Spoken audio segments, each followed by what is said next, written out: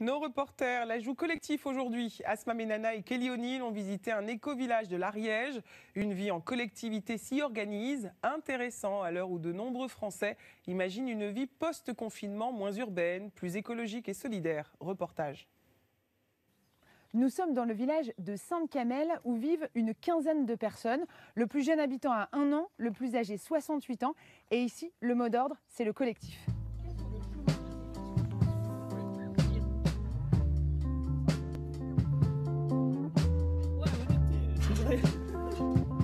Notre collectif est basé sur l'équilibre entre l'individu et le collectif. Donc chacun a un appartement par exemple, une vie personnelle avec un projet personnel et en même temps on a des espaces communs. Comme ici, et puis des projets collectifs. On est où là ? Ici on est sur la cuisine collective qui sert l'été principalement. Comment vous pourriez décrire les valeurs de votre collectif ? Ce qu'on essaye c'est de retrouver la chaleur d'une vie de village, de petit village. Donc avec des valeurs de solidarité, de bienveillance, d'entraide, et puis l'environnement, parce que là c'est un vrai défi de notre époque. Depuis le déconfinement, les visites ne cessent d'augmenter. Comment on fait pour intégrer votre collectif ? On a un processus d'intégration, le principal c'est l'alchimie relationnelle. Il faut que ça colle. Voilà. Actuellement, il y a 10 logements sur le site et pour rejoindre le collectif, ou on loue ou on achète un appartement. Hein ? Ça avance la cabane, oui, ça avance, oui. Et tu mets un peu ton poids, quoi. Tu fais pas de trait de route, il va direct. Ouais, ça passe. Comment vous vous organisez pour le travail ?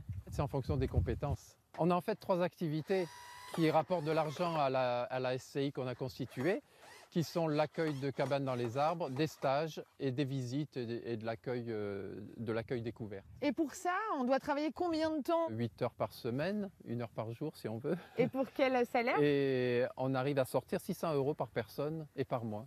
C'est plutôt pas mal. Oui. Ouais. L'une des valeurs fondamentales de ce collectif, c'est la préservation de l'environnement et cela passe par une consommation raisonnée et locale. Normalement, si tu grattes un peu, tu peux trouver.